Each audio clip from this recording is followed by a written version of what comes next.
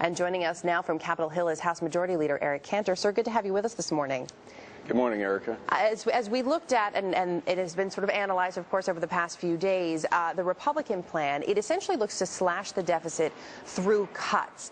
But doesn't there also need to be perhaps some more money coming in to, at the same time, pay things down and make a meaningful dent? Can you really establish that just through cuts?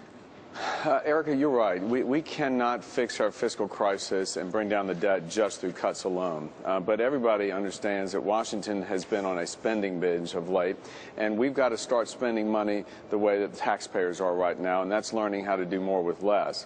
But you're right. We need to grow this economy, and I think that's where the difference is, and I'm hopeful I can hear from the president today something that actually will come to the middle and meet us.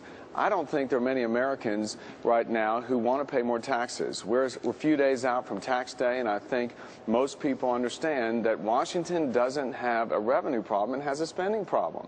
And the crux of the issue here is how are we going to get this economy going again and get people back to work without imposing more burdens on working families, and we can't raise taxes. I mean, that was settled, I think, last November during the election. So you say absolutely not in terms of raising taxes. You mentioned the burden.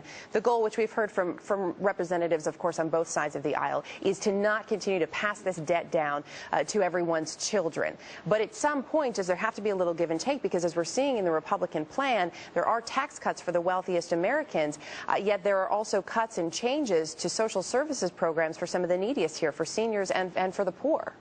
Well, what we have proposed, when you're talking about the kinds of programs that have posed the biggest challenge as far as our debt is concerned, you're talking about the entitlement programs. And the reality is the Congressional Budget Office says these programs like Medicare and Medicaid are in serious trouble, and within the next 10 years will go into a bankrupt-like situation.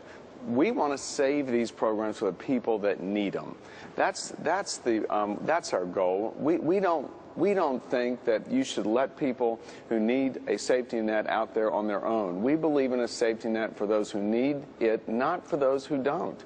And so our plan tries to save Medicare for everyone. For those 55 and older, we say those individuals will not see any change in their benefits. But for the rest of us, we're going to have to accept the fact that these programs are not going to look the same for us. And we're trying to change the nature of those programs for the younger generations so they will be around for the people who need them. Real quickly, sir, when you meet with the president today, you want to hear something meaningful, but going to say to him?